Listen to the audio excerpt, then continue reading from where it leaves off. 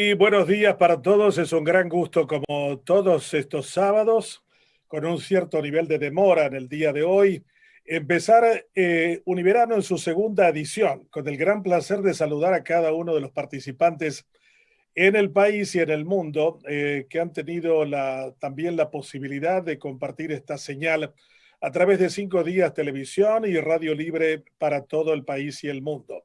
En el día de hoy nos convoca un tema que es muy actual, un tema que lo vivimos de manera constante, permanente, es un eje dominante de nuestras vidas, las pandemias. Pero la historia de la humanidad también tiene varias referencias de este tipo, desde la más cercana en la memoria, que es la gripe española de 1918 a 1920, y también la peste negra de los tiempos de la Edad Media en Europa y en el mundo. Pero hay una epidemia de la que nos va a hablar en el día de hoy Sabatino Annecchiarico desde Milano, Italia, que tiene que ver con algo que pasó en 1871. O sea, estamos hablando de hace 150 años en Buenos Aires y que tuvo un efecto devastador y sobre el cual nuestro conferencista del día de hoy en Univerano, Sabatino Annecchiarico, está preparando un libro en italiano, porque decía una cosa sorprendente. Ese hecho registra la mayor cantidad de italianos muertos fuera de tiempos de guerra en algún momento de su historia. Y en esa lista no solamente hay italianos, sino hay de otras nacionalidades que emigraron a la Argentina y que también hay paraguayos, me comentaba en estos días. Pero para no dar tantas vueltas al tema, damos la bienvenida al escritor, al promotor de la cultura, a la persona que une el talante con el talento. Y es Sabatino Annecchiarico, a quien doy la bienvenida desde Milano. Muy buenos días, Sabatino. Buenos días Benjamín, buenos días a todos ustedes, gracias por tus generosas palabras, pero bueno, es verdad, la epidemia esa del 1871 en Buenos Aires causó una tragedia no solo en vidas humanas, que fue bastante importante, sino también en todo lo que significó el aspecto sociocultural e inclusive diría sociopolítico de la ciudad de Buenos Aires en un país que se estaba forjando en sus primeras armas, en sus primeros años como la nación que hoy conocemos. Y es verdad también que involucró a muchas personas del mundo, en especial italianos, como ha dicho Benjamín, y también algunos paraguayos que tuve la posibilidad de sacar algunos datos muy significativos que después los veremos. Benjamín, y a todos ustedes, para poder hablar de esa epidemia, 1871 Buenos Aires, epidemia de la fiebre amarilla o vómito negro, como venía llamado en un momento, y para poder sintetizar y estar en un programa como este, Univerano, que realmente ya lo he visto la vez pasada y veo que es de un nivel muy interesante para la audiencia, para la gente que sigue este programa. Para poder sintetizar, decía, primer elemento tengo que individuar qué fue realmente esa epidemia para poder hoy hablar, más allá que se cumplen sus 150 años, que es una fecha de por sí significativa. El otro punto que voy a tratar de desarrollar es las causas del por qué se genera esa epidemia. Y dicho esto, ya que has mencionado la peste negra del medioevo, que invadió Europa y buena parte del planeta allí por el 1347, que duró hasta el 1353. Y la otra, la fiebre española, la epidemia española, como mal dicho fue ya nombrada, que también a inicios del siglo causó tantas víctimas en el mundo. Y hay afinidades entre todas estas historias. Entonces las causas que ya voy a tratar de desarrollar. Y después realmente qué es lo que sucedió. Bien, del por qué se habla de la fiebre amarilla del 1871 es por una simple razón. En un breve tiempo, muy breve, estamos hablando en los primeros 6 meses del 1871, de enero a junio o julio como último mes. Pero en realidad, todo el epicentro de esa epidemia se generó en los meses de marzo, abril, mayo. En esos 3 meses se produjeron casi 14.000 muertos registrados. Para ser más precisos, estamos hablando de 13.641 muertos que en los registros de los cementerios están marcadas estas víctimas.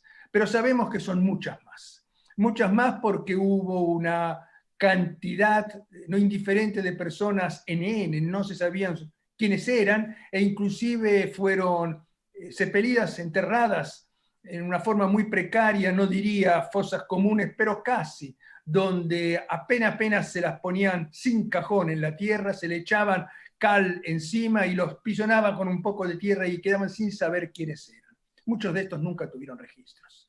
Y eso que estamos hablando de 14.000 muertos registrados en una población que no llegaba a 190.000 habitantes. El índice, proporción, es muy alto.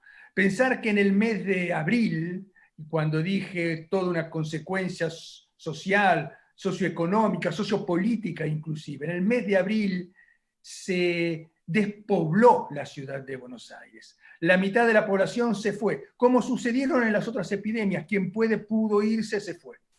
Bueno, esa es la importancia que se registró. La virulencia de esa fiebre amarilla, que en aquella época se desconocían las causas, generó en un brevísimo tiempo, en una ciudad poco poblada, comparada con lo que es hoy Buenos Aires, que casi tiene 4 millones de habitantes. Hablo Buenos Aires ciudad, no provincia. La ciudad de Buenos Aires, que tiene casi 4 millones de habitantes, y con la epidemia, con la pandemia más que epidemia del COVID-19, registró 6.000 muertos. Entonces las proporciones son estas. Las causas, que esto es interesante analizarlos. Para entender el presente, qué es lo que está sucediendo hoy, esto nos puede ayudar. La primera de las causas lo podemos vincular por la fiebre amarilla, una cuestión climática. La segunda de las causas es la cuestión de la ciudad, quien albergó a esa epidemia. Y la tercera de las causas, la emigración. Esta última especialmente es la que más se va a vincular con la realidad que hoy tenemos con el COVID-19. El clima. Bueno, hoy sabemos que el transmisor de la fiebre amarilla es un mosquito, una especie de mosquito, un tipo de mosquito, que viene individuado con un nombre popular, el mosquito tigre, por sus características físicas que tiene. Para que pueda existir el contagio de una persona, tiene que haber un transmisor, que es este mosquito, que ha picado a una persona infectada por la fiebre amarilla y que después lo puede conservar el mosquito varios días, va a picar a una persona sana. No hay una transmisión, como hoy bien sabemos, directa de persona a persona, como sucede con el COVID. Bueno, en aquella época esto no se sabía. Y en la ciudad de Buenos Aires, que era una ciudad que en pocos años duplicó y mucho más su población, se generó una situación de sobrepoblación, gente que llegó de todas partes del mundo, especialmente en Italia. Pensemos que 1868, 3 años antes de esta epidemia, la ciudad de Buenos Aires tenía casi 80.000 habitantes. 3 años después, para el 1871, llegaba a esos 190.000 personas. Esas personas, cuando llegaron, se encontraron con una ciudad que no estaba preparada para recibir esa enorme masa de población. Así fue que fueron a vivir en una forma deplorable, en habitaciones 3x4 cuando tenían suerte, familias numerosas, con 4, 5, 6 hijos, y el baño, una letrina allí afuera. Tenemos muchas testimonianzas de estos hechos, inclusive hasta en los años sucesivos. Por citar un nombre ilustre en la historia del tango, porque en esos periodos empezó a gestar los primeros pasos embrionales de lo que hoy conocemos el tango. Francisco Canaro era una familia de italianos, padre, madre y 11 hijos que vivían en una de esas habitaciones. Contaba Francisco Canaro que cuando se enfermaba uno de los hermanos, los otros tenían que dormir afuera de la habitación para tratar de que no se contagiara. Bueno, eso sucedió en esa ciudad de Buenos Aires, esa gran crisis habitacional que generó inclusive una mayor cantidad de miseria dentro de la miseria, porque esta era gente muy pobre, gente prevalentemente analfabeta, gente que no conocían el idioma, el castellano, tenían gran problema de comunicación. Si a esto le agregamos que en esa ciudad, en los años anteriores, se había previsto resolver el problema de la basura, de los residuos de la misma población, tratando de con eso utilizar todo ese residuo para nivelar las calles que eran de tierra, y encima de eso después se agregaron un empedrado, una especie de adoquinado, para poder dar una especie de asfalto, podríamos decir. Bueno, asfalto es un término impropio porque no es nada que ver con lo de las piedras, pero sí es un empedrado. La ciudad de Buenos Aires, cuando yo dije una de las razones, el clima, ese año, particularmente ese año fue muy caluroso y muy lluvioso en el verano. Entonces ese asfalto que años antes se había creado, ese empedrado que se había creado, estaba generando una gran densidad de vapores pútreos, de muchas infecciones. Si esto encima agregamos que el riachuelo, uno de los límites hacia el sur de la ciudad de Buenos Aires, existían saladeros, mataderos y curtiembres, que todo iba sobre el riachuelo. Y en ese río, que desembocaba al río de la Plata, en ese río, sobre esas orillas del río, muchos de estos inmigrantes fueron a vivir ahí porque no tenían población, no tenían habitación donde ir, y ahí se había creado un poblado de rancherío contra el río. Esas aguas después iban al río de la Plata.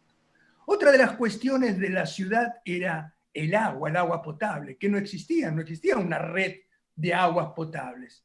El agua la gente la podía recibir o si tenía un pozo propio en su terreno, una especie de aljibe, o estaba el aguatero, que era un hombre con un carro donde tenía un barril en el carro e iba a buscar el agua en el río de la Plata, donde llegaba el agua del riachuelo, pero que a su vez en ese río de la Plata iban las señoras a lavar sus ropas y también los carreteros iban a lavar sus carros y sus caballos en el río de la Plata.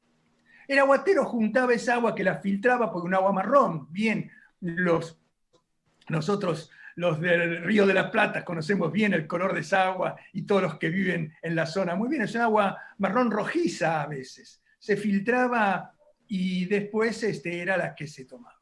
Entonces esa situación insalubre de la ciudad, sobrepoblación, un clima que ese verano no resolvió, además empeoró toda la cuestión, eso hizo que se extendiera sin saber la población del por qué, se extendieran la cantidad de mosquitos y moscas, por supuesto, y todas otras cuestiones.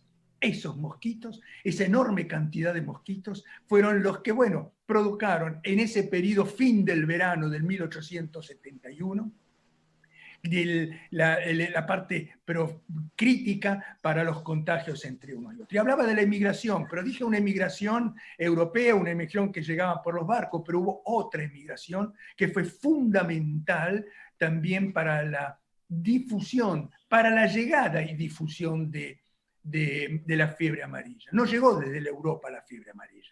Llegó, mejor dicho, nosotros sabemos que la guerra en el Paraguay, con la famosa y triste guerra del 1861, de 65 al 70, que intervino en tropas del Brasil, Uruguay y Argentina.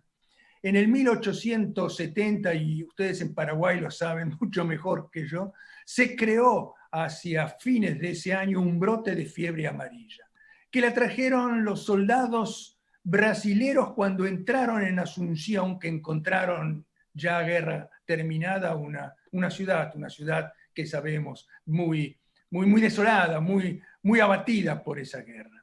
Esos soldados que a su vez se encontraron con soldados también argentinos, sobre todo correntinos, llegó la infección en la ciudad de Corrientes y también hacia fines del 1870 se generó una epidemia en la ciudad de Corrientes que fue también devastadora por el breve periodo y por lo pequeño que era Corrientes en ese momento. El viaje naviero que había entre Asunción, Corrientes y Buenos Aires, y también el viaje vía mar que existía entre Río de Janeiro, Montevideo y Buenos Aires, hizo que por un lado y el otro llegara con las gentes contagiadas, contaminadas por el virus, y eso fue lo que llegó a Buenos Aires. Entonces, esas tres causas que les mencionaba, la causa del clima, que justo fue un año terrible, la cuestión de la ciudad, higiene y habitacional, complicó enormemente todo, y la tercera que fue, bueno, lo de la guerra y lo de la inmigración.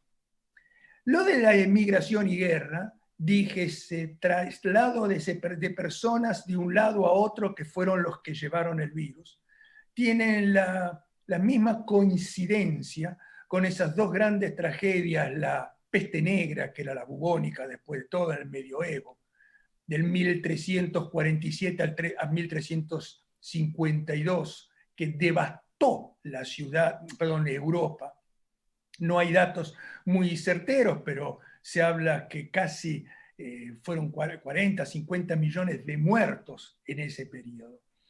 ¿Y cómo se llegó a Europa? Porque la peste bubónica viene desde el Medio Oriente y también por las naves. Los viajantes entraron en Europa por Sicilia en el 1347. Y en Sicilia por barco también llegaron al puerto de Génova, siempre en ese mismo año. Y del puerto de Génova se extendió en toda Europa. Lo mismo pasó con la española.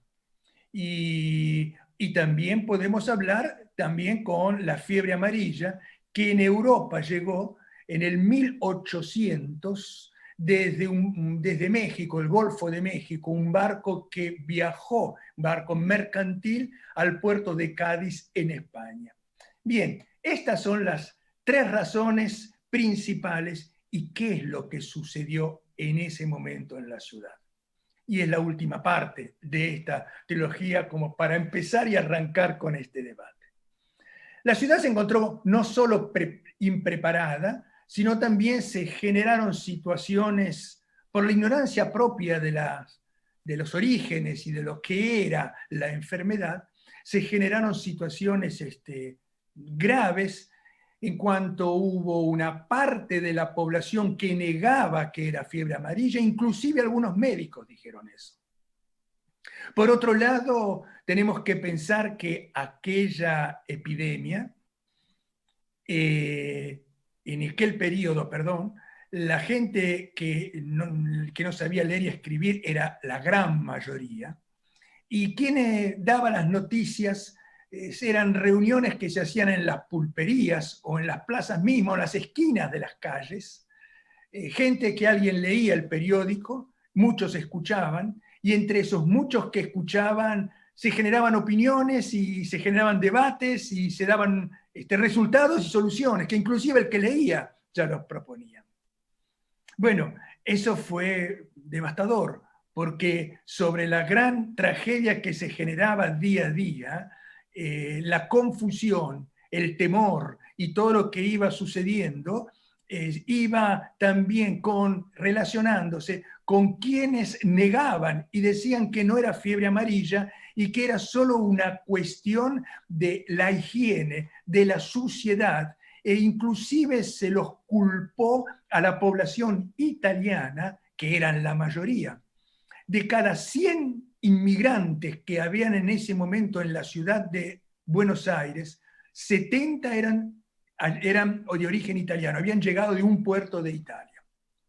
Como esas familias italianas, el caso de Francisco Canaro, pero hay tantísimos más para comentar, se creó ahí el gran focus de la enfermedad, y esas personas que pregonaban las soluciones y pregonaban las razones del porqué del mal, dieron culpa a los inmigrantes italianos.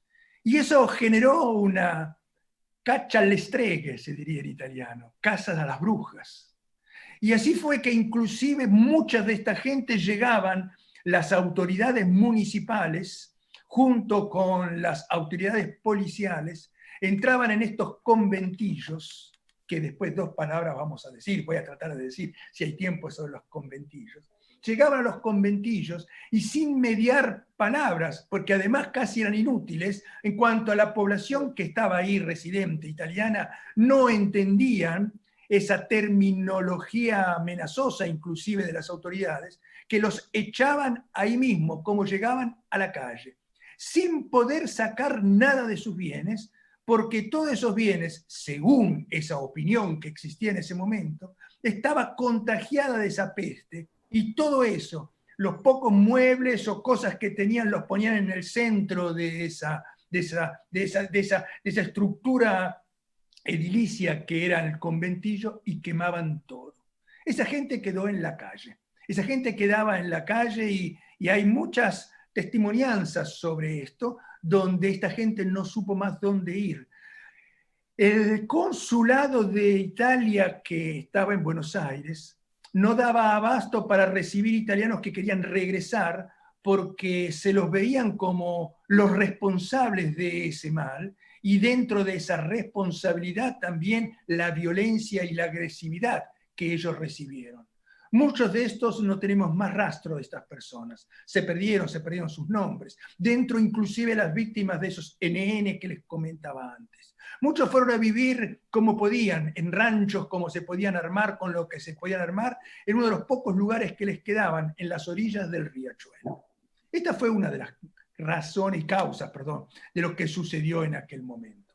Otra de las causas fue esa despoblación que les comentaba. Casi la mitad de la población de Buenos Aires se escapó, se fue de la ciudad. Inclusive el presidente Sarmiento y su vicepresidente y su equipo de gobierno escaparon de la ciudad y se fueron hacia los interiores, todos porque pensaban que era una enfermedad contagiosa por la mugre y porque no se sabía bien lo que era lo que estaba sucediendo. Pero también hubo una deserción en una parte no indiferente de la sanidad pública italiana. Eso creó un grupo de gente, dicho por otra visión sobre esto, un grupo de gentes que crearon una comisión popular de la sanidad, donde médicos se autoproclamaron y se agruparon para trabajar en la ciudad. Estos no abandonaron la ciudad. Y ahí se hizo una ruptura entre lo que hoy diríamos por la pandemia COVID, se hizo una ruptura entre los negacionistas, entre los apocalípticos y entre los que, entre unos y otros, trataban de buscar una respuesta científica o por lo menos aplacar lo que estaba sucediendo en ese momento. Ahí estaban estos grupos de médicos. Dentro de estos médicos, que fueron no muchos, unos 15 en total, muchos de ellos fallecieron. Y entre estos médicos que fallecieron, bueno, hay que citar también la cuestión de los cementerios, porque uno de los cementerios, el Cementerio del Sur, que fue creado pocos años antes de esta epidemia, ya en el mes de abril, o sea, recuerden lo que les decía, enero, febrero, la explosión fue marzo, en el mes de abril, el día 14 de abril, este cementerio tuvo que cerrar sus puertas porque no había más lugar donde poner a los cadáveres. Y se creó justamente en ese periodo el cementerio de lo que hoy es uno de los cementerios más grandes del mundo, que es el cementerio de la Chacarita, tiene casi 90 hectáreas de extensión. Chacaritas viene por el nombre de que eran unas chacras. En aquella época estaba, si bien hoy está dentro de la ciudad de Buenos Aires, pero en aquella época era campo, lejos del centro. Eran unas chacras que habían por allá. Y en esas chacras se creó este cementerio, que justamente se inauguró el 14 de abril cuando se cerró el Cementerio del Sur. En el Cementerio del Sur, que no existe más hoy, no está ese cementerio, hay un parque, se hizo un gran parque, el Parque Florentino Ameghino. Se sabe que debajo de ese parque hay muchísimas personas víctimas de esa fiebre, porque para resolver el problema, no sabiendo dónde poner estas personas, y después en los años se creó ese parque, se los tapó con tierra y se pusieron los árboles, y hay en el centro del parque un monumento con los nombres de esos médicos que le estaba comentando antes. El cementerio de Chacarita tiene una historia pasional, tremenda. Si queremos solo hablar de esto, se nos iría todo el programa. Pero la base del cementerio de Chacarita fue construido por mano de obra de los mismos italianos que iban a enterrar a sus muertos, y otros también. Muchos constructores, arquitectos o simplemente albañiles, manos de obra simple, fueron los que construyeron el cementerio de Chacarita. Otro de los problemas que se creó en forma muy grave en la ciudad fue el transporte de los cadáveres, porque hay una frase muy conocida. Se decía, antes de la epidemia había 14, 15 carros fúnebres por cada muerto que había que llevar al cementerio. Durante la epidemia había un solo carro para poder llevar 14, 15 cadáveres al cementerio. Se creó un ferrocarril, un tren específico para esto, que salía, la estación la tenía donde hoy, quien conoce la ciudad de Buenos Aires lo puede individuar bien, la avenida Corrientes y la calle Jean Lloré, en lo que es esa zona del mercado de Abasto, el terreno de Carlos Gardel, para decir. En esa esquina ahí partía el tren de la muerte, el tren que llevaba, era un vagón, ahí se ponían al principio un cajón, después se llenaban los cajones que se podían. Y ese tren iba adelante y atrás y se llegaba al cementerio de Chacarita, donde se dejaban ahí porque había otro problema, no habían sepultureros. Porque no nos olvidemos que la ciudad quién se había escapado y quién había fallecido y quién tenía temor. Y así fue que se encontraron muchos cadáveres por las calles que quedaron así. Bueno, Benjamín, yo haría una pausa aquí porque aquí hay mucha carne en el fuego si queremos seguir para adelante. Pero creo haber dado un panorama de lo que fue esa fiebre amarilla. Doy solo el último dato por la cuestión de los italianos. De esos casi 14.000 muertos, más de 6.000 fueron italianos. Gracias, Sabatino. Arequiarico desde Milano, desde una pequeña población cerca de Milano, es donde vive ese Sabatino, ¿no? ¿Cómo se llama la población? Bueno, la provincia es provincia de Varese, que está entre Milán y Suiza. La población, justamente, donde yo vivo, que somos 4.000 y pico de habitantes, se llama Solviate Arno, y está en los prealpes, donde ya empiezan las primeras partes montañosas de los Alpes. Gracias. El historiador Eric Caballero es una personalidad de la inteligencia y de la literatura paraguaya.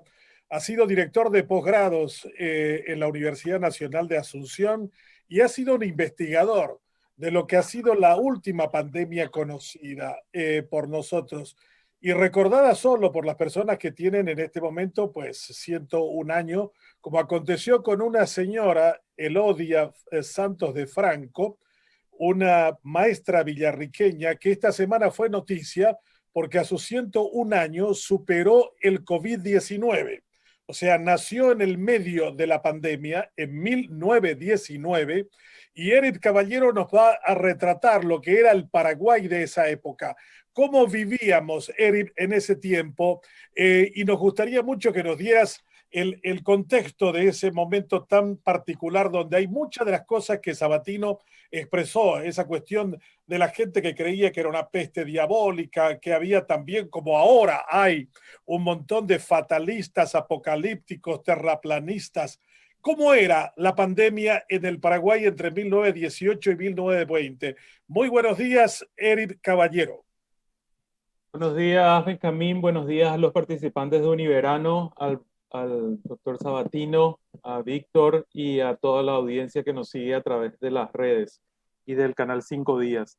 Bueno, antes que empezar con lo de 1918, quisiera nomás comentarle a Sabatino que en el caso del Paraguay, esa epidemia de fiebre amarilla en 1870 se llevó al primer vicepresidente de la República, a Cayo Miltos, que había regresado al país recientemente y que efectivamente era uno de los hombres más inteligentes que se esperaba que dé su contribución a la reconstrucción del país después de esa terrible guerra. Y se falleció un 19 de diciembre, muy joven, llevado por esta epidemia, al igual que muchos miles de personas. Y lo mismo que estaba contando Sabatino pasaba acá. Las autoridades, la prensa, que estaba muy en su etapa incipiente, se quejaba de que los cadáveres eran mal enterrados. Y llamativamente lo que acabas de mencionar con respecto al cementerio del sur de Buenos Aires, La para Cruz. poner nomás una analogía, en el caso de Asunción, los muertos por la fiebre amarilla fueron enterrados en el cementerio del Mangrullo, que hoy es también un parque, el Parque Carlos Antonio López en Sajonia, solamente para poner algún contrapunto. Con respecto a lo que me pregunta el doctor Benjamín Fernández de 1918 y la última pandemia en la que tenemos recuerdo aquí en el Paraguay, la epidemia empezó, llegó al país y es sumamente interesante cómo pasaba casi lo mismo que hoy estamos viendo con el COVID-19, ¿verdad? Más o menos a mediados de junio, julio comienzan a haber noticias de que hay una gripe, de que pasa algo en Europa, que hay una gripe que está llegando. Después ya vienen las noticias que está en Brasil, que está en Argentina, así como mencionaba Sabatino, en ese momento las comunicaciones eran a través de los vapores. Entonces, lo que se presume es que con una tripulación que llegó más o menos a fines de octubre, comienzos de noviembre de 1918, llega la epidemia de gripe española, mal conocida como española, porque en realidad se le llamó española porque solamente la prensa española estaba liberada de la censura en el marco de la Primera Guerra Mundial y fueron los primeros que dieron noticias de esta gripe extraña que estaba llevando un montón de gente afuera. Al igual de lo que mencionó Sabatino, Laura Spiney, que fue la que escribió uno de los mejores libros conmemorando el centenario de la gripe española, que se llama El jinete pálido, que le recomiendo a la gente que lo lea porque es sumamente interesante, sobre todo por todo lo que se menciona en el sentido de que una epidemia no surge solamente por una razón biológica, o sea, un germen, un microbio que va de una especie animal salta al ser humano, sino que también se da en un determinado contexto cultural y tiene efectivamente, como bien lo señaló Sabatino, un impacto en lo social y en lo político, ¿verdad? En ese sentido, también Walter Scheidel, que es profesor de la Universidad de Stanford, siempre estudia el fenómeno de lo que significa las pestes, las hambrunas y las guerras como igualadores, ¿verdad? Y es sumamente interesante ese libro de él que se llama El Gran Nivelador. En ese sentido, por ejemplo, para la epidemia de gripe española en 1918, el país estaba prácticamente contaba con un solo hospital referencial, que es lo que hoy es el Hospital de Clínicas, que en ese momento se había nacionalizado como Hospital Nacional, era el Hospital de Caridad manejado por las Damas de Beneficencia. Un año antes fue nacionalizado bajo instancias del doctor Andrés Barbero, aquel célebre filántropo y científico, hijo de italianos, ¿verdad?, que estaba aquí en el Paraguay y que era el director de la asistencia pública y la higiene. No existía todavía un ministerio de salud. Entonces, este señor, con la nacionalización del hospital, la ampliación del hospital, que estaba en el barrio Varadero de Asunción, también en el marco de la epidemia se compran las dos primeras ambulancias. Las ambulancias eran tiradas por caballos. Entonces, las dos primeras ambulancias que tiene el Paraguay, movidas a motor de combustión, son adquiridas en el marco de la pandemia. La pandemia obliga rápidamente, ya creo que algo había avanzado en la medicina con respecto a lo que mencionaba Sabatino. Entonces, una de las primeras medidas que se toma es el jefe de policía, el entonces mayor Francisco Brizuela, ordena cesar la visita a los cementerios ese 1 y 2 de noviembre con motivo del Día de los Difuntos. Después ya el vicario del obispado prohíbe las misas, explica que eso no tiene que significar que la gente tome como una persecución religiosa. Hay que recordar que en ese momento las tensiones entre la masonería y la Iglesia Católica todavía estaban muy vigentes. Y por otro lado, se toman una serie de medidas de organización de los pocos médicos que existían. Según los registros que nosotros tenemos, no superaban los 20 médicos en la capital. Asunción tenía más o menos unos 50.000 habitantes, con las ciudades de los alrededores llegaba aproximadamente a unos 90.000, 100.000 habitantes. Entonces, estos médicos son justamente los primeros que tienen que caer, que caen, ¿verdad? Y que se encuentran eh, enfermos, después van recuperándose a poco. En total se estima más o menos unas 400 personas en esa primera oleada entre noviembre y diciembre solo en Asunción. Yo me encuentro en esta etapa final de estudio de la, de la epidemia, ¿verdad? Contabilizando los informes parciales de otras ciudades, por lo menos de las ciudades más importantes. Eh, lo que va a ocurrir es básicamente de que comienzan a haber una serie de especulaciones con las pocas farmacias que existían en la venta de los medicamentos, de las drogas que se usaban en ese entonces, y empieza a haber una acción que también es sumamente llamativa en estos momentos de epidemia, así como se ve algunos actos de autoritarismo que obviamente en medio de esa ignorancia no ocurrió lo que mencionaba Sabatino en Buenos Aires, pero sí, por ejemplo, se ve mucho de la cuestión de la diferenciación social. ¿Qué hicieron las clases ricas? Las clases ricas se fueron a sus estancias, se retiraron apenas surgió la epidemia. En cambio, los comerciantes, muchos de ellos migrantes o muchos de ellos de origen extranjero, son los que comienzan a organizar colectas para poder proporcionar alimentos, medicamentos y ropa para los sectores más desfavorecidos, ¿verdad? Entonces, en esa diferencia en cómo funcionan las reacciones con respecto a una epidemia que tenía a un país totalmente sin recursos, con una dirección de asistencia que consigue unos fondos adicionales para poder enfrentar ese drama que significó la epidemia de gripe española. El doctor Barbero en los primeros días del mes de enero de 1919 da por superada la pandemia en esa primera oleada. Después sabemos que viene una segunda oleada más o menos a mediados de 1919. Y en ese informe hace un informe sumamente detallado de de las, de las muertes, de los gastos y de todo lo que significa, y donde deja pendiente dos cuestiones, ¿verdad? Una, que es necesario hacer una serie de reformas con respecto al sistema sanitario.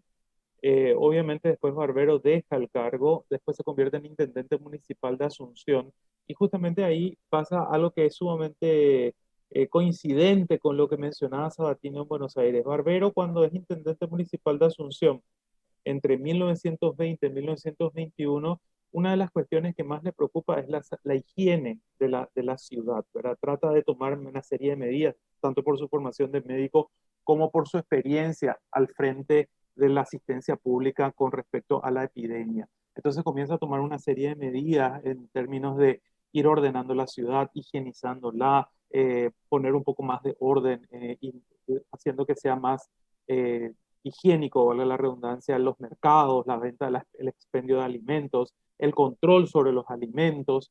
Y después, posteriormente, toma una iniciativa bastante interesante, que es la fundación de la Cruz Roja Paraguaya con sus propios fondos, a los efectos de ir soportando mucho mejor todo lo que significaba la atención principalmente a las clases más desfavorecidas. Este fenómeno de la epidemia de la gripe española de 1918 a nivel mundial hizo que, por ejemplo, un multimillonario como Rockefeller en los Estados Unidos comienza a financiar misiones sanitarias a los sectores más, los países más desfavorecidos. Paraguay tuvo la misión Rockefeller a fines de la década del 20. ¿Qué es lo que llevó a, y eso menciona Scheidel en, en un apartado de su libro, ¿verdad? O sea, ¿qué hace que un multimillonario se preocupe por la salud de la gente que no tenía recursos? Y justamente porque fue tan generalizada esta epidemia de gripe española, los más optimistas hablan de más o menos unos 40, 50 millones de muertos en menos de 8 meses a lo largo de todo el mundo, siendo que hay otras cifras que hablan más o menos de unos 80 a 90 millones de personas. O sea, fue mucho más devastadora la gripe española que la propia guerra mundial. Entonces, ahí nos encontramos con una cuestión de que le interpeló al mundo. O sea, la gripe española significó una modificación en cuanto a las relaciones políticas, al avance tanto en cuestiones médicas, una mayor inversión, diríamos hoy, por parte de los estados en ese tema de salud, en el tema de investigaciones, que obviamente eran resultados que ya venía desde el siglo XIX, pero se acrecienta. Y creo que en ese sentido, haciendo un paralelismo a lo que estamos viviendo hoy, efectivamente, yo creo que el mundo no va a ser igual después del COVID-19 y parecería una obviedad, pero ahí creo que se ha demostrado que las investigaciones que se vinieron realizando a lo largo de los años han favorecido obtener una vacuna en un tiempo récord. Entonces, efectivamente, los estados se van a ver interpelados en cuanto a sus políticas con respecto a investigación. Obviamente, los efectos colaterales económicos de la pandemia van a tener una larga duración y ahí yo no me meto, está Víctor que sabe mucho más, sabe de economía y creo que lo va a explicar mejor. Y lo que sí podemos decir que después de 1918 en el Paraguay no habíamos tenido una cantidad de muertos tan significativa en poco tiempo. O sea, prácticamente de esa cantidad de muertos que tenemos en una ciudad, Asunción, la gente diría, bueno, pues son más o menos 400 personas, pero 400 personas en 50.000 habitantes en menos de 30 días, donde ya los servicios funerarios se ven sobrepasados, donde en el caso, por ejemplo, hay un caso, así como mencionaba eh, Sabatino para el caso de Buenos Aires, la familia Gorostiaga pierde 4 hijos en menos de 15 días, y así hay otros dramas más que estamos tratando de reflejar en el libro con respecto a lo que significó eso, ¿verdad? Entonces, es una lotería, casi como una lotería sanitaria en la que a uno le puede dar como una gripecita, como dijo un jefe de Estado, y en otros casos puede significar sencillamente la muerte no solamente de una persona, sino de varios miembros de la misma familia, ¿verdad?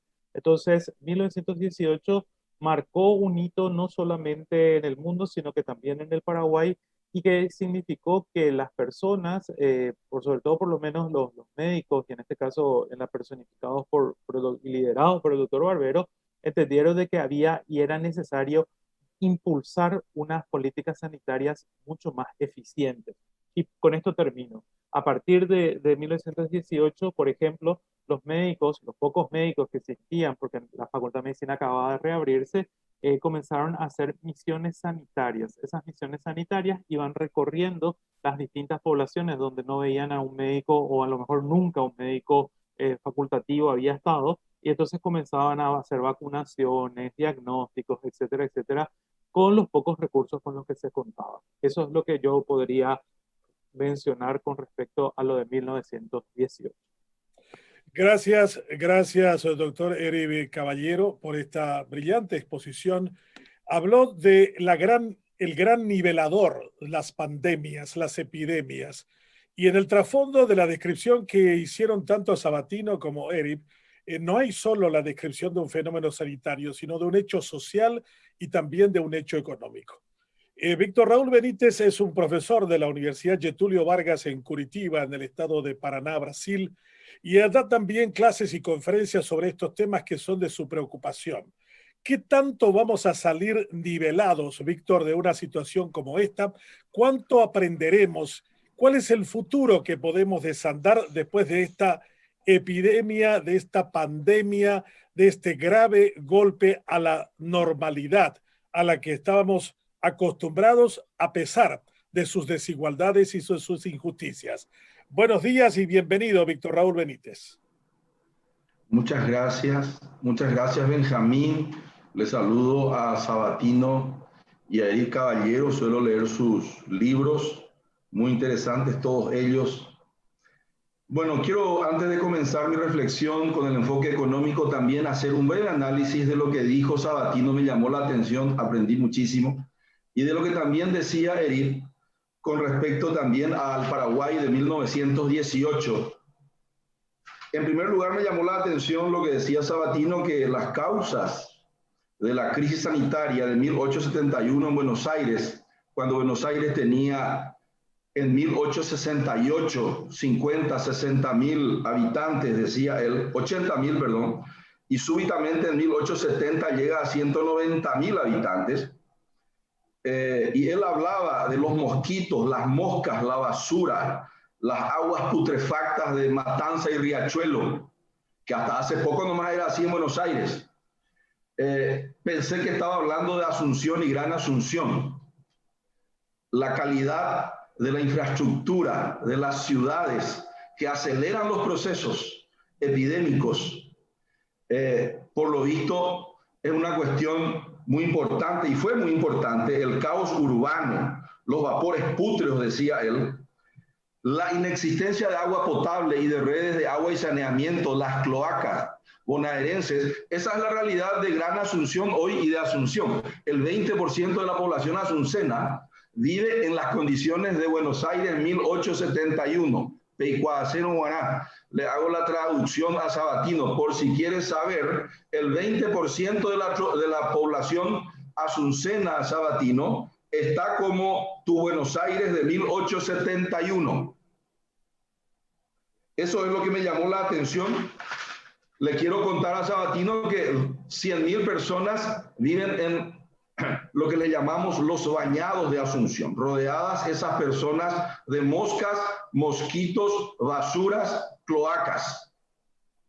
Y el déficit habitacional es de 25.000 unidades habitacionales. Asunción tiene 500.000 habitantes, es decir, el 20% prácticamente de su población está como era el fin del verano de 1871. El déficit habitacional del Paraguay es de 1 millón de unidades habitacionales. Estoy entrando ya en la parte de la economía, haciendo un poco un análisis analógico. Y de lo que me llama la atención, de lo que dijo Eric, es que Asunción tenía 50.000 habitantes en 1918, apenas 20 médicos, llega la gripe española, los ricos se van a sus estancias. Bueno, pasó lo mismo, Eric, ahora, quiero que sepas, tengo muchos amigos ricos, todavía no volvieron, algunos de ellos están todavía en sus estancias. Los comerciantes hicieron las colectas de ropa y alimentos, eso no pasó en el 2020 en Asunción. En el Brasil, el Banco Itaú está poniendo la plata ahora con todo el sistema financiero para acelerar la vacunación, y el sistema financiero paraguayo, el sector privado, todavía no puso un mango para las vacunas, ni va a poner. Te estoy haciendo algunos comentarios de analogías y diferencias. La sociedad paraguaya de 1918 había mucho más capital de lo que hay hoy, mi querido Eri. Para que tengas una idea. La desigualdad y la diferenciación social va a ser peor, Benjamín. Ahora le respondo a Benjamín, porque la pobreza en Paraguay, que ya cayó al 20%, estaba en el 48% en el periodo de Nicanor Duarte Frutos en el 2004. Hoy estábamos el año pasado, en febrero, en el 20%, cayó un 28%. Desde el 2004 al 2020, y hoy estimamos que ha subido al 30-35% otra vez. Quiere decir que una de las características de estas aceleraciones de las historias, como dice el colega de Eric y de Sabatino, Richard Haas, este ex diplomático norteamericano, dice que las pandemias y las guerras aceleran las historias.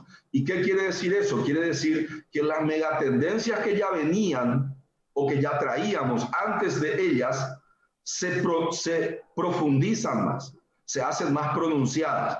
Si traíamos ya desigualdad, si traíamos ya pobreza, nos quedamos más desiguales después. Nos igualamos por un tiempo nomás, Eric. Durante la pandemia nomás nos igualamos. Pero al terminar la pandemia, si miramos las cifras, quedamos más desiguales.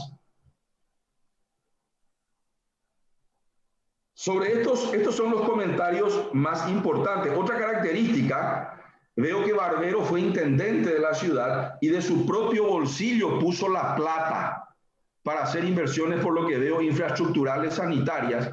Hoy los intendentes paraguayos usan la plata de Itaipú. Nadie pone un mango de su propio bolsillo. Esa también es una diferencia, ¿verdad? Muy importante. Es decir, la sociedad paraguaya de 1919 era mucho más solidaria que lo que es hoy la sociedad paraguaya de del 2020-21 con una presión tributaria del 9,9% de todo lo que se recauda, le llamo yo la olla común sobre el Producto Interno Bruto, que es toda la generación de riqueza que hay en el Paraguay. Ergo, la población paraguaya de aquella época, los políticos eran mucho más probablemente. En 1918 en Paraguay, Sabatino nos cuenta que huyeron los gobernantes. También en Paraguay se notó eso. Muchos políticos desaparecieron de las redes sociales desde marzo del 2020, porque había una gran asimetría de información, una gran incertidumbre, que es una de las características de estos momentos cuando las historias se aceleran, que son momentos pandémicos. Y ahora entro cortito nomás ya a mi tema. Quiero comentar que lo que pasó fue que el futuro se apagó en marzo del 2020. A partir del primer trimestre del año pasado, la asimetría de información con respecto al futuro, los hombres de negocio, los hombres de empresas, todos nosotros, los políticos también, nos sorprende un momento como actores económicos y políticos donde nos quedamos sin saber nuevas hipótesis sobre el futuro, porque las viejas quedaron desactualizadas. Ya lo que pensábamos que iba a ser el futuro ya no iba a ser, aparentemente, y hasta hoy es así. Los hombres de negocios quedaron a la intemperie con la supresión de las horas de producción y de consumo. Por primera vez, por lo menos en la historia reciente, puedo decir yo, la recesión económica fue decreto de Estado, política pública intencionada. Los presidentes de las naciones en todo el mundo dijeron, hágase la recesión, y la recesión se hizo en la perspectiva económica. Comenzó por el lado de la oferta la recesión, porque nadie pudo más producir, se suprimieron horas de producción y luego se transfiere a la demanda agregada porque nadie podía salir a consumir, porque también se suprimieron horas de consumo, la demanda agregada quedó parada. Al mismo tiempo el sector privado, no sé cómo fue en la época histórica, pero lo que yo pude ver en la época histórica de estas dos pandemias, de lo que comentó Sabatino y lo que comentó Erio, lo que yo pude ver es que el sistema financiero no pudo salvar a todas las empresas porque no llegaron ellas a ser socorridas por los créditos puente. Hasta hoy le veo a Bruno de Felipe quejándose de que su Fogati no pudo socorrer a todas y muchas empresas murieron. En el sector público también hubo ineficiencia operacional porque el Estado no tuvo los recursos suficientes con sus políticas monetarias y fiscales en el mundo, pero también en el Paraguay, para dar de comer a todos los cautivos, porque quedamos todos cautivos con la cuarentena que nos obligaba a quedarnos encerrados en nuestras respectivas casas para evitar los contagios y los decesos. A partir de allí, yo lo que puedo analizar es que también llega una sociedad de cautiverio político. Nosotros hoy tenemos el 100% de nuestros gobernantes locales. La ciudad pues es polis, civis y urbis. Es gente, es infraestructura física, espacio geográfico y es gobierno. Yo lo que puedo ver en este momento es que también las polis se volvieron menos democráticas. En el mundo en general, pero en Paraguay en particular. Se suprimieron derechos constitucionales durante un buen tiempo. Hasta hoy viajar al exterior es todo un tema. Hasta hoy movilizarte a veces en determinadas horas, hasta hace pocas semanas, pocos meses, estaban suprimidas esas garantías constitucionales. Muchas, pero muchas leyes laborales fueron violadas, despidos masivos, etc. Y así por delante, hoy tenemos gobernadores locales, MAU, decimos en Paraguay, irregulares, informales y fuera del marco constitucional. El 100% de los intendentes son ilegales. Y a partir de allí cierro yo mi exposición con lo siguiente. ¿Qué va a pasar ahora?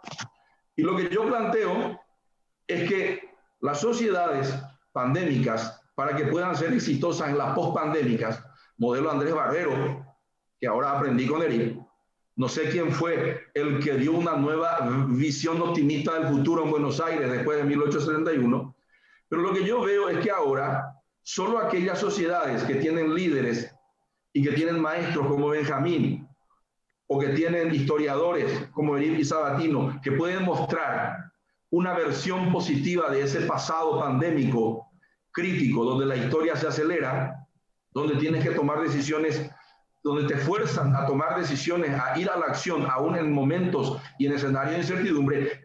Solo aquellas sociedades que tienen líderes que pueden tener versiones positivas del pasado pueden construir nuevas hipótesis sobre el futuro, nuevos actos de fe optimistas.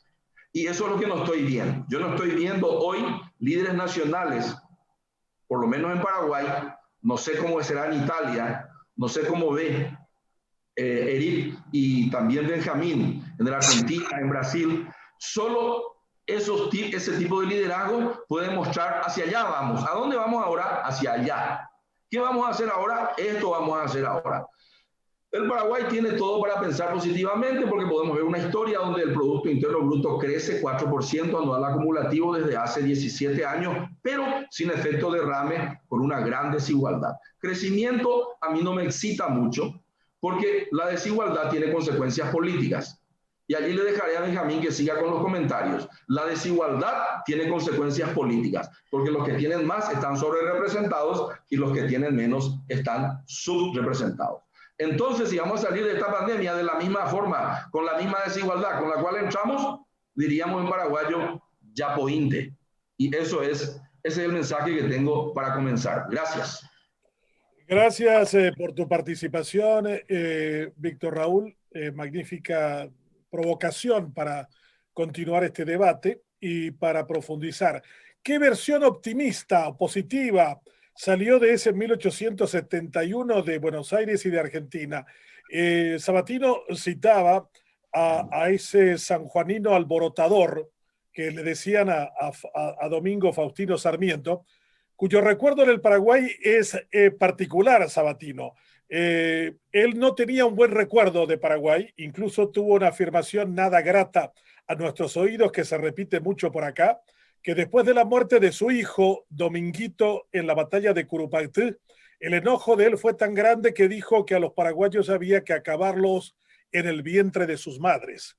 Lo que no hubiera pensado jamás, Sarmiento, es que terminaría muriendo en Asunción y que cuando, huyendo de sus enfermedades crónicas, su esposa, que aprendí en un libro de historia de una historiadora uruguaya, era la hija de Dalmacio Vélez Arfiel, y le dijo, no te vayas a Paraguay con todo lo que le dijiste a ellos, ¿cómo te podrían recibir con buenos términos? Y Sarmiento queda deslumbrado por la atención y el afecto con que el pueblo paraguayo lo recibe a él, incluso después de esa afirmación tan dura en contra nuestra. Me recuerda, Sarmiento, porque citaste de alguna manera a alguien que a mí me parece una gran figura desde el punto de vista educativo, es una referencia en ese campo, tanto en Chile, en la Argentina y también en el Paraguay. Y tiene una frase que es fantástica, que lo dijo del Jockey Club de Buenos Aires a los grandes ricos, y esto es para Víctor Raúl. Les reunió a los grandes ricos de la Argentina y les dijo, señores, inviertan en educación, porque si no lo hacen, la brecha entre ustedes pocos que tienen mucho y los muchos que no tienen nada, esa brecha será llenada con la sangre de ustedes. A ustedes se los secuestrará y a ustedes se los matará. Inviertan, paguen más impuestos, pero no lo hagan por solidaridad, háganlo por codicia. Eso lo dijo Sarmiento ante unos ricos que palidecieron ante la afirmación de Faustino Sarmiento, a quien hacía referencia es Sabatino, que fue uno de los que había buscado algún lugar más seguro de la epidemia de 1871. ¿Qué versión positiva surgió de esa epidemia de 1871 en la Argentina? ¿Qué versión nueva surgió, Sabatino? Benjamín, primero quiero saludar a Víctor que Arip, que fueron realmente muy claros en sus ponencias y yo también aprendí muchísimo. Y creo que con ustedes dos podríamos armar un trío de debate y siempre con la guía del timonel Benjamín, pero mucho más rico sobre esto. Voy a hacer otra frase más para agregar, si es que todavía no la tenías, de esas ilustres frases que Domingo Faustino Sarmiento dijo por allí cuando visitó Europa, porque cuando... Me tengo que ir, mi amor, porque tengo que ir a comprar las cosas, llevar allá y a las 11 que empieza mi... Y hoy quiero hacer ya el Facebook. Levanta mucho el Facebook.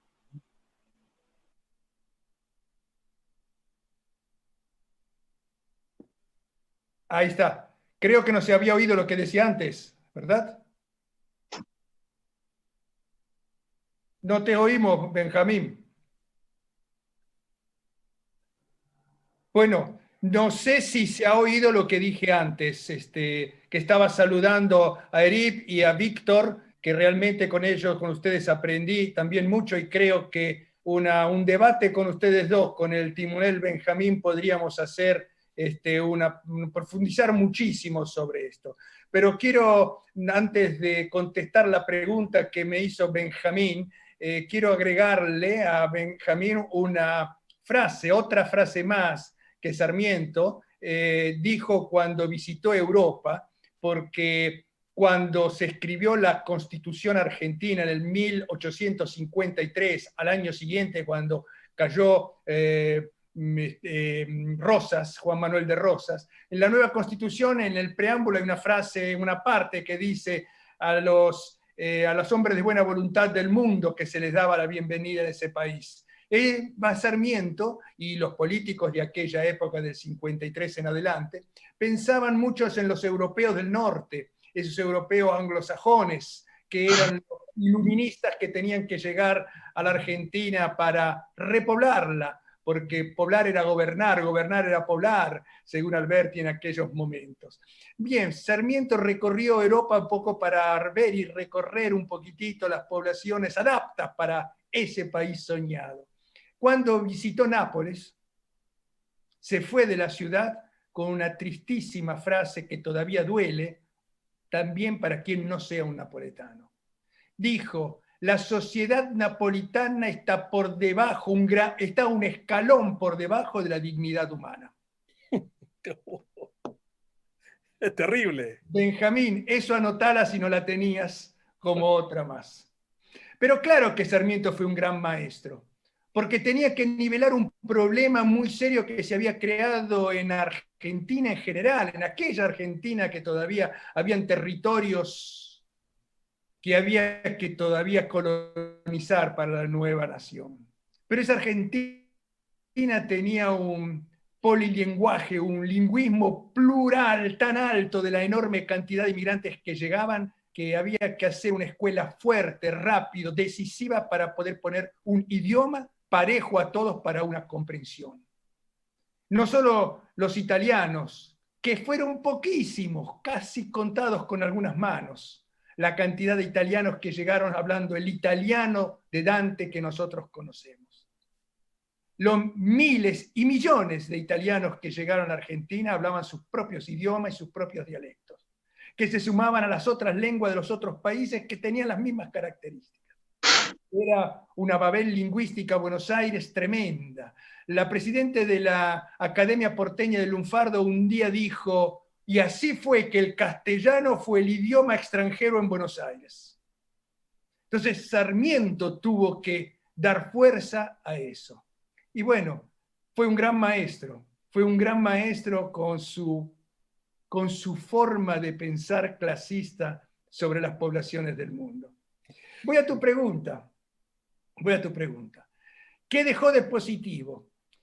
Sin dudas, acá hay que hacer dos separaciones. Sin duda que en lo científico dejó muchísimo, porque fue un canal, lo único que creo que la población mundial fue sumando conocimiento y enriquecimiento hasta llegar al día de hoy. La ciencia fue evolucionando y fue depositando conocimientos detrás de otros conocimientos. Y es así que hoy encontramos un mundo científico con una no solo preparación tecnológica, sino también con una preparación de conocimientos que gracias a los pasados tiempos se llega a esto. Pero eso no fue con el mismo nivel, el mismo ritmo que las poblaciones asumieron los conocimientos de aquellos pasados para poder invertirlos en algo positivo hoy. Hago algún ejemplo. En esa peste negra que se había hablado del medioevo, dije, y se sabe, dijeron también ustedes, que toda Europa fue involucrada y con una enorme cantidad de muertos. Pero hubo dos regiones dentro de Europa que se salvaron de esa gran epidemia. Una fue Milán, lo que hoy es la ciudad de Milán, donde estaba Visconti, que gobernaba en aquella época, y otro fue lo que hoy conocemos como territorio de Polonia, porque ambos territorios cerraron cualquier vínculo de entrada y salida con cualquier parte de la población europea. Hubo una restricción fuertísima, quién sabe con qué iluminadas ideas en aquellos momentos el contacto físico con los que están llegando de afuera, para este caso de la pandemia tenemos que cerrarlos.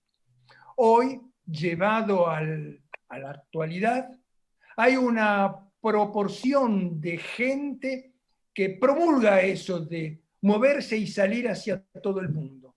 Y los países que no cerraron en su momento las fronteras, hoy son los que más están pagando estas consecuencias. Europa misma. Víctor me preguntaba cómo es en Italia. Italia es un desastre. Es un gran desastre. Un gran desastre donde se llega el mes de febrero sin saber por qué había aquí una enfermedad debido al COVID-19 y no se sabía, y al principio fue bastante manotones de ahogados tomando medidas una detrás de otras.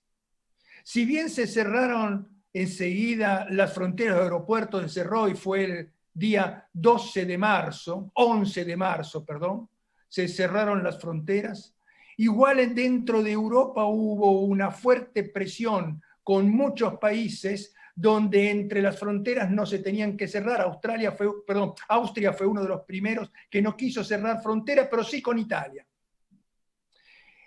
Esa experiencia de aquella peste negra, que fue positiva, no se tomó hoy como un resultado para poder tener, bueno, veamos, como se suele decir en los partidos de fútbol, no se entiende cómo va el partido, primero paremos la pelota y tratemos de entender qué es lo que está pasando. Se siguió corriendo como locos detrás de algo que pocos entendían.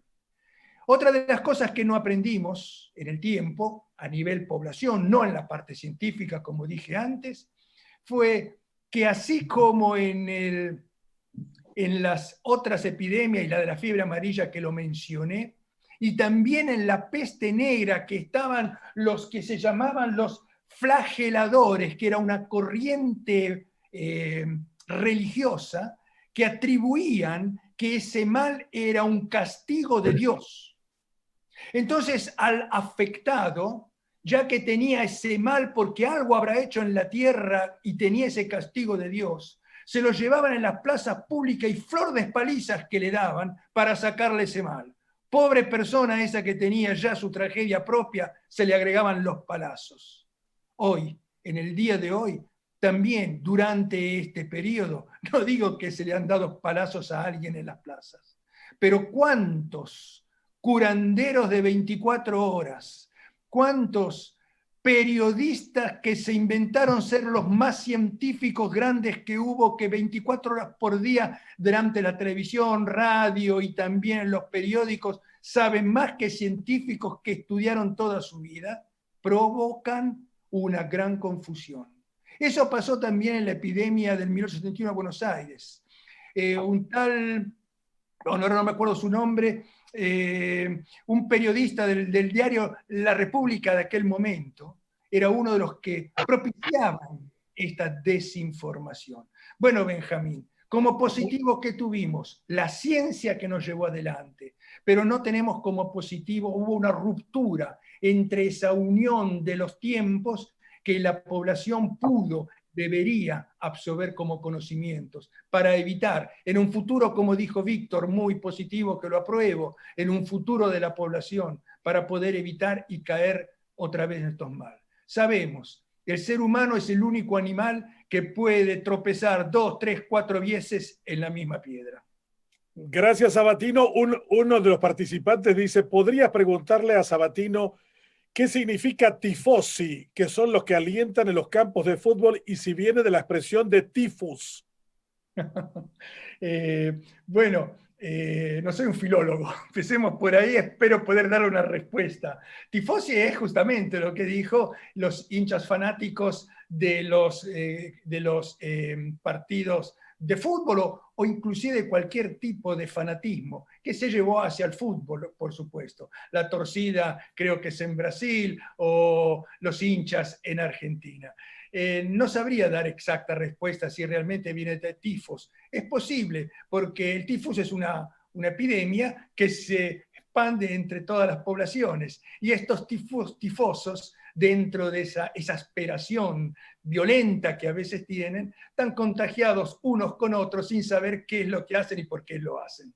Correcto. Rodrigo Soto le dice al profesor Eric Caballero, la población mundial en 1918 era de 1.825 millones de habitantes, de los cuales se enfermaron entre 800 a 1.000 millones y fallecieron entre 40 y 80 millones de la pandemia de la gripe española. ¿Qué significó en términos de aprendizaje para nosotros, los paraguayos, que estábamos metidos en una guerra civil que arrancó en 1904 y no terminó hasta 1924? ¿Cómo era la vida en un país que tenía una guerra civil y al mismo tiempo una pandemia? Bueno, sí, lo que dice Soto es así. Obviamente, como había mencionado, los optimistas hablan de 40, 50 millones y otros hablan de 80, 90 millones. O sea, lamentablemente no tenemos un registro exacto a nivel mundial, salvo algunos países. En 1918 estaba gobernando Manuel Franco, que era uno de los que había sido, o sea, estábamos evolucionando políticamente. Se había instalado por primera vez el voto secreto, que eso permitió, por ejemplo, que la oposición colorada vuelva al Congreso. O sea, estábamos en un proceso de institucionalización. Fallece el presidente Franco en 1919, gobierna el vicepresidente Montero, fallece por causas naturales. Después elegido Manuel Gondra y en 1922 empieza la guerra civil, una de las guerras civiles más duraderas que tuvimos, porque duró casi 12 meses, del 22 al 23. O sea, toda esa evolución política previa en el marco de una pandemia, ese esfuerzo de Barbero, tanto desde la asistencia pública como desde la intendencia, se ve interrumpida por esa guerra civil, pero al salir de esa guerra civil bastante dolorosa, viene a gobernarnos Eligio Ayala, que es uno de los hombres que más ha ordenado la administración pública. Creo que en términos médicos, como había mencionado, de 1918 aprendió el Estado de que tenía que hacer una mayor inversión en términos de salud. Comienzan a, como había mencionado, lo de las adicciones médicas. Empezaron a construirse los primeros, lo que hoy serían los hospitales regionales, unos hospitales en varios lugares del territorio nacional. Y creo que en uno de los pendientes que quedó después de 1918 fue justamente el tema de la higiene, ¿verdad? La sociedad paraguaya todavía vivía mucho de esas circunstancias y teníamos uno de los grandes debates que se va a instalar durante toda la década del 20, va a ser el tema de invertir o no en las obras sanitarias de agua, de acceso al agua potable y de cloacas para Asunción. Se van haciendo varias licitaciones, no se ponen de acuerdo, y Eligio Ayala, pensando en el problema que teníamos con Bolivia en la guerra del Chaco, decide, como ministro, primero como presidente, después como ministro de Hacienda, de que los recursos que tenía el país tenían que ser usados para la defensa nacional y que el tema de las aguas potables, de la provisión de agua potable, quedase pendiente, ¿verdad? Y después ya vienen toda una serie de fenómenos que recién Asunción va a tener acceso al agua potable recién a fines de la década de 1950 y como muy bien mencionó Víctor, mucha de la población paraguaya hoy no tiene acceso a agua potable de calidad, ¿verdad? O sea, una cuestión básica en cualquier lugar del mundo y que también significa unas circunstancias bastante precarias de la salubridad pública. Entonces, para concluir a tu pregunta, Benjamín, yo creo que en 1918 por lo menos le enseñó al Estado paraguayo de que el tema de salud era algo en lo que había que invertir. Se había potenciado el tema de la Facultad de Medicina. Y después, en el marco de lo que era esa preparación de la guerra del Chaco, se trajo la famosa misión médica francesa que marcó un hito en la formación de los futuros médicos paraguayos, pero mucho más bien pensando en la posibilidad de ese conflicto bélico, pero obviamente que eso permitió, por ejemplo, tener una mejor formación para los médicos paraguayos a fines de la década de 1920. Gracias. Para Víctor Raúl, antes de la pandemia, ya los apellidos Zuckerberg, Bezos y otros eran conocidos por una acumulación brutal de dinero. Solamente como referencia, Zuckerberg, dueño de Facebook y WhatsApp, entre otras cosas, tiene una fortuna de 800.000 millones de dólares que supera el Producto Interno Bruto de toda América del Sur, con la excepción de Brasil. Y si nosotros miráramos esa acumulación brutal de recursos, ustedes citaron a Rockefeller y a Ford. Esos hombres, comparados con la fortuna de Zuckerberg, que todavía no cumplió 35 años, no representan ni el 10% de lo que estos dos ricos hicieron durante 60 años en los Estados Unidos y en el mundo. O sea, nosotros vamos a qué tipo de mundo, a ese mundo de acumulación brutal de recursos cada vez mayor. Vamos a ese mundo donde hay 1.000 millones de seres humanos que viven en lugares distintos a los que habían nacido y que migran de manera constante y permanente porque no tienen gobiernos que realmente hagan las cosas para que se quedaran en sus países. En este momento hay miles de venezolanos que huyen de Venezuela, hay miles de centroamericanos en camino hacia Estados Unidos. La migración es un tema grande en Europa, con sirios y con de otras nacionalidades tratando de ganar las costas de Italia, de España o de Francia. Imagínense qué ironía tan fantástica. BioNTech, la empresa que hizo las investigaciones sobre el tema de la vacuna del COVID en asociación con Pfizer, sus dos dueños son dos inmigrantes turcos llegados a Alemania. Entonces, el tema migratorio, el tema de la movilidad, que te interesa mucho a ti, Víctor, y que trabajaste mucho esa cuestión, ¿por qué no podemos aprovechar para construir una nueva economía? Hay muchísima gente que, por ejemplo, podría vivir mucho mejor en este país de 7 millones de habitantes y 406.752 kilómetros cuadrados. ¿Por qué se hacinan? ¿Por qué viven alrededor de toda cualquier ciudad de 5.000 habitantes que tiene su zona marginal, su villa miseria, como dicen en Buenos Aires? O sea, ¿qué nos pasa? ¿Por qué no nos animamos a tomar determinaciones económicas que sean revolucionarias y transformantes? A ti que te interesa estudiar la economía con los comportamientos humanos. Sí, tan larga es tu pregunta que voy a dividir en partecitas, como Jack el Destripador, en 3 partecitas. La primera parte es que Zuckerberg y otros más que han ganado fortuna en la valorización de sus activos, que también son muy volátiles. Un día pueden valer millones y otro día pueden valer menos. Ese es un síntoma de un proceso de financiarización de la economía mundial. 40 años de neoliberalismo salvaje. Ayer decía Stiglitz eso, que nos golpeó mal la pandemia porque hay mucha desigualdad social y los que tienen más, inclusive a nivel de países, ya compraron todo ya la vacuna haciendo negociaciones bilaterales con los laboratorios productores. Y nosotros que entramos ficticiamente en el modelo COVAX, vamos a vacunarnos con mucha suerte en junio, julio. ¿Verdad? Yo te pasé la foto de mi hermano Benjamín, que vive en Honfleur, Francia. Él ya me muestra ya, mi sobrinito, mi cuñada, él todo vacunadito ya. Y yo estoy acá en la fila, estoy viendo quién es mi amigo en el gobierno, a ver si puedo saltar la fila, modelo paraguayo. Allá en julio, agosto, por ahí voy a vacunarme. Moral de la historia. En este momento hay hombres-estado. Antes había ciudades-estado, naciones-estado, hay hombres-estado.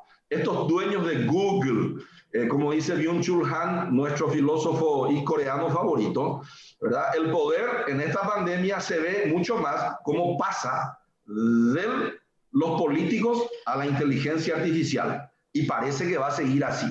Y estos tipos van a ganar mucha plata. Pero algo bueno también trajo la pandemia, que se mostró también que los papeles representativos de riqueza, que son papeles que son las acciones, los derivativos, que superan N veces el fundamental wealth, o sea, la riqueza real, ¿verdad? Hace que se asustaron muchos especuladores en Wall Street y van a migrar a la economía real, que es lo que vos estás queriendo decir. ¿Por qué no podemos vivir en el campo, en una granja, y desde allí tener una granja, producir alimentos orgánicos y al mismo tiempo ser el director de 5 días? Te estoy diciendo a vos, por ejemplo. Vos podés hacer tranquilamente eso.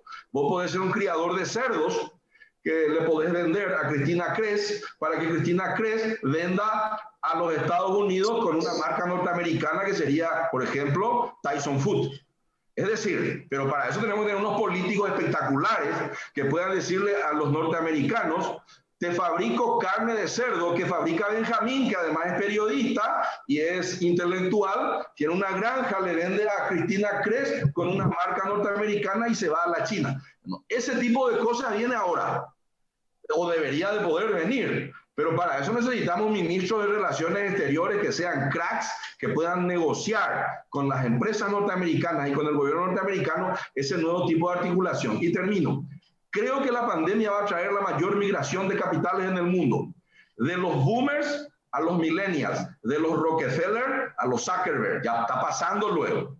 Y en segundo lugar, de Oriente a Occidente. Muchísimas empresas norteamericanas huyeron del Asia y vienen, como decimos los paraguayos, hacia este lado, diríamos. Vienen hacia este lado. Pero tenemos que darle seguridad jurídica para que aterricen. Y en tercer lugar, también va a haber una gran migración del sector financiero al sector real de la economía, a la agricultura, a la ganadería, al real estate. Todo eso es lo que yo estoy esperando que pase en la economía. Pero para que todo eso pase, tenemos que tener la polis, es decir, el gobierno tiene que dar seguridad a los inversores y tenemos que seducir a la gente para que salga del sector financiero especulativo, que quiere luego salir y tiene que venir al sector real. Paraguay está recibiendo muchos inversores en el sector de inmuebles, por ejemplo, en los últimos años. Esa es la mega tendencia, es la onda donde debemos surfar. Gracias, Benjamín. Miguel Martínez, que está escuchando y siguiendo esto también, dice: el doctor Barbero estará revolcándose en su tumba, sabiendo cómo hoy en el Paraguay se manejan las cosas en la pandemia. Y para Sabatino, le escucho hablar con tanta pasión de su vida en la Argentina. ¿Por qué la dejó? ¿Tengo que contestarla? Claro. Porque Italia es muy hermosa, pero Argentina lo es también. Yo tengo la mitad de mi vida en Argentina y la mitad de mi vida en Italia. Soy un ítalo argentino. Un día con un querido amigo, que él es escritor, es doctor, es médico, pediatra también, que es Così com la Ebri, es del Togo, que vive en Italia desde el 74. Un día le digo a Così, pero Così, ¿cómo es esta historia nosotros los inmigrantes que venimos de lejanas tierras y nos paramos aquí en Italia? Porque yo noto que cuando vuelvo a mi Buenos Aires, a la Argentina, allí ya casi soy extranjero, pero aquí en Italia no dejo de ser nunca argentino.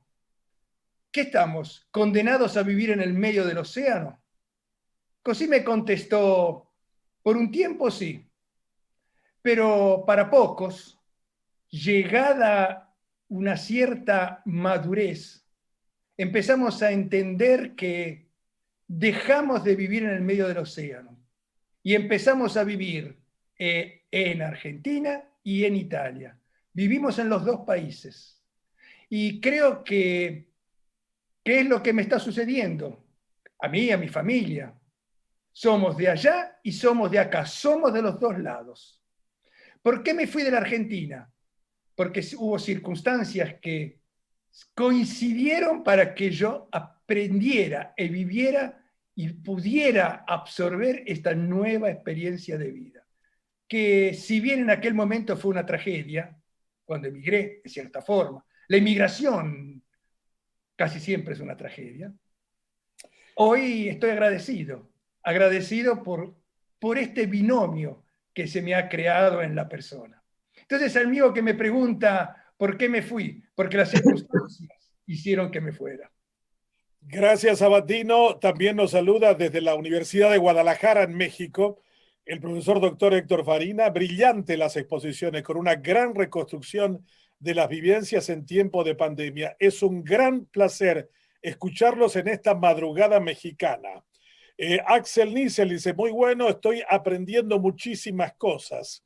Realmente un verdadero placer univerano. Y otra persona le pregunta a Víctor Raúl Benítez Dice, para Víctor, a su criterio, ¿no sería oportuno este momento histórico que nos toca vivir de aplicar el artículo 113 de nuestra Constitución que habla del cooperativismo como un modelo para el desarrollo socioeconómico, conociendo la solidaridad natural del Paraguay y el alto nivel de pobreza que tenemos? Gracias, Benjamín. Sí, yo creo que siempre es un momento oportuno tener cosmovisiones colectivistas para producir, para consumir. Lamentablemente, nomás en el Paraguay, el capital social, yo antes creía que el capital social era robusto en el Paraguay. Yo volví al Paraguay no hace mucho, viví 12 años más o menos afuera, en el extranjero. Y cuando yo me fui pensaba de que era así, de que éramos solidarios, de que la mejor decisión individual iba a ser la peor grupal. Y al volver ahora en los últimos 10 años que estoy de nuevo en Paraguay, veo y escribí un artículo sobre la cultura de la cancelación, la cultura de la tiranía del mérito, el odio. Creo que después de la guerra de 1870, eso ya le pregunto a Eril yo, y le estoy respondiendo al que hizo esa pregunta, parece que los paraguayos, como para sobrevivir delante de los vencedores o ante los vencedores, una de las estrategias era traicionarnos todos. Yo veo mucho odio entre los paraguayos, a tal punto que no veo, quiero hablar sobre el cooperativismo brevemente, después 30 segunditos, no veo en este momento líderes nacionales, veo líderes tribales. Repito, yo no creo que Trump sea un líder nacional, ni que Biden sea un líder nacional, Netanyahu, Putin, Efraín Alegre, Llano, Payo Cubas, Mario Abdo, yo no los veo como líderes nacionales, los veo como líderes tribales. No nos muestran un futuro grandioso de destino colectivo. Hacia allá vamos, como Getulio Vargas, o petróleo venoso. El Chaco es nuestro. No hay eso. No hay grandes designios hoy. Y estoy desilusionado. Yo a veces le digo a mi familia, mis hijos, bueno, ya son todos grandes, se están por ir todos ya. Me dicen mis hijos que se fueron a Estados Unidos y volvieron, me dicen, papá, ustedes los paraguayos, pero vos también sos paraguayos, le digo, son un desastre, son todos traidores los unos a los otros, sector público y sector privado. Y cierro con el cooperativismo. El cooperativismo es una bomba de tiempo en Paraguay, está por explotar. Todas las cooperativas, o la mayoría, excepto esas de producción menonitas en el sur, pero la mayoría de las cooperativas son de ahorro y crédito y son tribus familiares, empresas familiares, que si hubiera un mayor control, incluyendo a la mayor cooperativa de académicos universitarios del Paraguay, puede quebrar, ¿no? Puede quebrar. Puede haber una corrida masiva en el futuro del cooperativismo en el Paraguay, debido a que es muy shaí el control que tienen, no tienen los niveles de control de la superintendencia de bancos. Por lo tanto, el cooperativismo puede ser una de las bombas de tiempo en el Paraguay en el futuro, a no ser que haya un cambio de adentro hacia afuera. Y yo no creo que las leyes nomás sean de afuera hacia adentro, modelo pavloviano, la forma de cómo la gente va a cambiar. Yo cierro con lo siguiente. Sí, el cooperativismo anda, funciona, pero funciona cuando hay una cosmovisión tipo John Nash. La mejor decisión individual es la peor grupal. Acá la mejor decisión individual es la mejor individual. Gracias, Víctor Raúl Benítez. La próxima semana, el próximo encuentro de Univerano será justamente sobre formas de gestionar lo público, lo colectivo. A mí me tocó conocer una pequeña población en La Pampa, Argentina, que se llama Macachín. Esa población, que alcanza 6.000 habitantes, es completamente gerenciada por una cooperativa que se dedica a llevar adelante el servicio público de agua, de luz, de teléfono, de cuestiones viales, de atención sanitaria. Y Claudio Marrón es un entusiasta del tema de la cooperativa y es el gerente de la cooperativa. Está ahora en el corazón de La Pampa y me gustaría saber, después de todo lo que escuchó acerca de una bomba que va a explotar, cómo esa cooperativa de servicio público, absolutamente desconocida para nosotros los paraguayos, funciona en Macachín y funciona en ese país, que también puede calificarse como lo calificó Sabatino a Italia, un verdadero desastre. Buenos días, Claudio Marrón, desde el corazón de La Pampa, Argentina. Bueno, buenos días Benjamín y buenos días a todos los integrantes de la sala. La verdad que coincidiendo con algunos comentarios que vi en el chat, brillantes las exposiciones, muy enciclopédicas, la verdad que análisis muy profundos del tema pandémico y con un raconto histórico muy prolijo, muy meticuloso, fue muy ilustrativo. Lo nuestro es mucho más sencillo, es mucho más práctico. Me acaba de sorprender Víctor con lo de la posible explosión del cooperativismo de crédito paraguayo. Yo soy un admirador del cooperativismo paraguayo. Ustedes son líderes en América Latina en cooperativismo de crédito, como nosotros en Argentina en cooperativismo de servicios públicos. Nosotros tenemos provincias completas que tienen el servicio público de distribución eléctrica, por ejemplo, en manos cooperativas. Siguen surgiendo cooperativas de servicios públicos en algunos pequeños lugares del interior de nuestro país. Y la verdad que el cooperativismo de crédito en Argentina por decirlo de alguna manera, no sé si es la expresión más feliz, pero ha fracasado. No ha logrado consolidarse como una verdadera opción. En parte desde el cooperativismo se dice que tiene que ver el lobby del sistema financiero sobre el Banco Central de la República.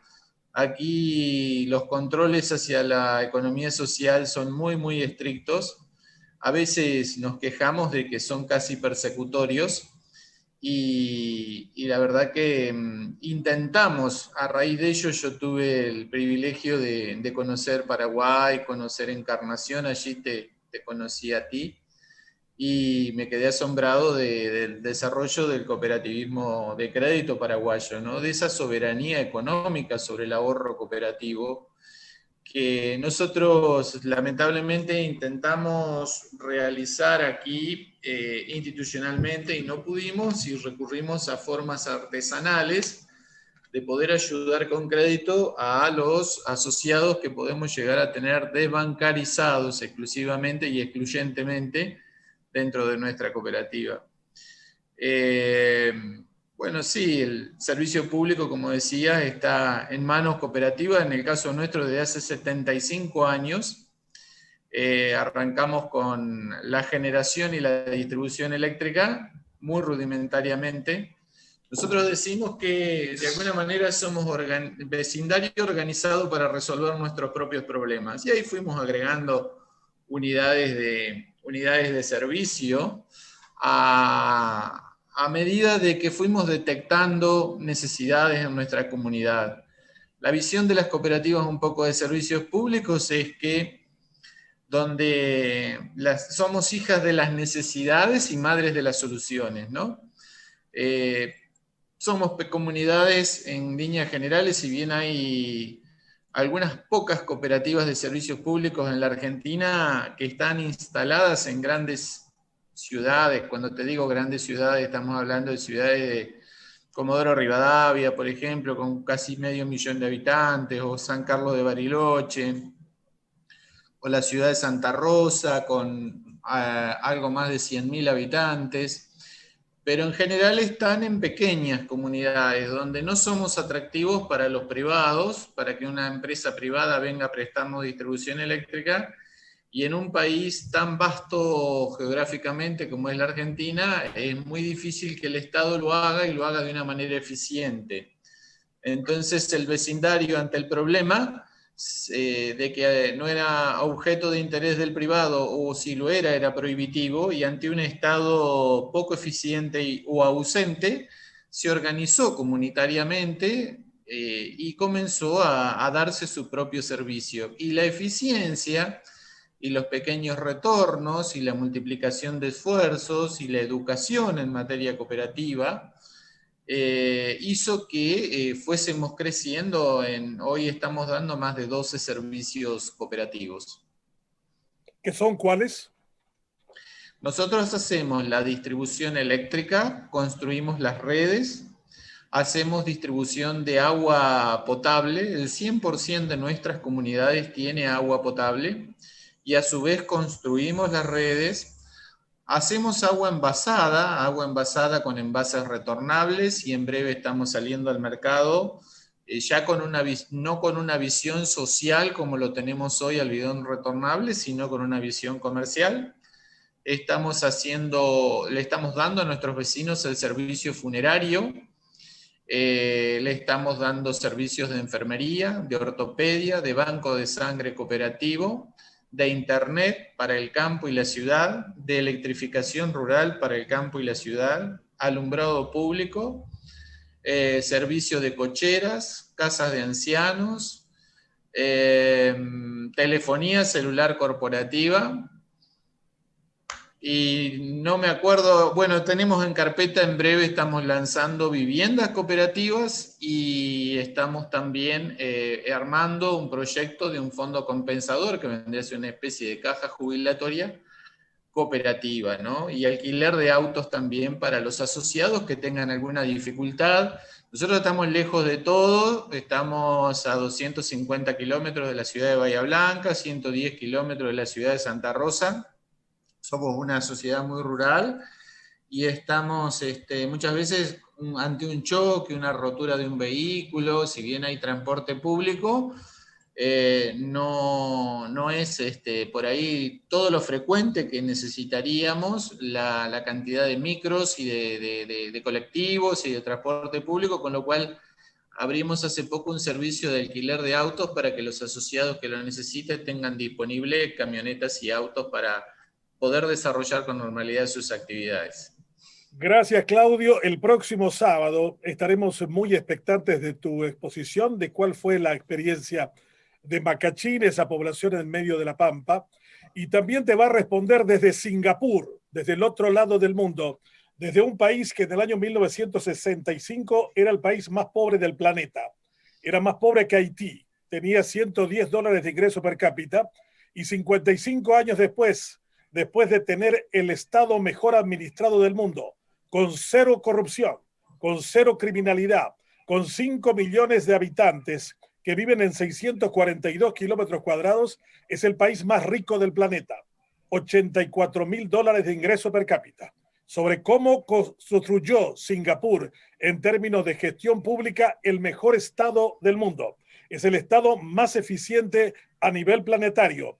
Yo he estado varias veces en Singapur y desde ese lugar el ingeniero Dante Recalde, que es un paraguayo que trabaja en el servicio eléctrico, haciendo que todo el sistema se convierta en operador eléctrico a futuro, nos estará contestando a tu exposición en términos de gestión, que es la base de nuestro próximo encuentro univerano. Gracias, Claudio. Gracias, Sabatino. Gracias, Eric. Gracias, Víctor. Hemos aprendido y disfrutado extraordinariamente de la exposición de ustedes. Univerano queda plenamente justificado con estas ponencias tan ilustrativas y tan claras y tan brillantes. Gracias a los que participan con nosotros en las clases de manera presencial y a aquellos que también están mirando a través de 5 Días Televisión y Radio Libre 1200 en AM. Nos reencontramos el próximo sábado a las 8 de la mañana, hora de Paraguay. Saludos a Italia, saludos a Macachín y también a Guadalajara y a otros lugares del mundo que nos han seguido esta mañana. Que tengan ustedes la mejor de las jornadas. Gracias a ustedes. Gracias.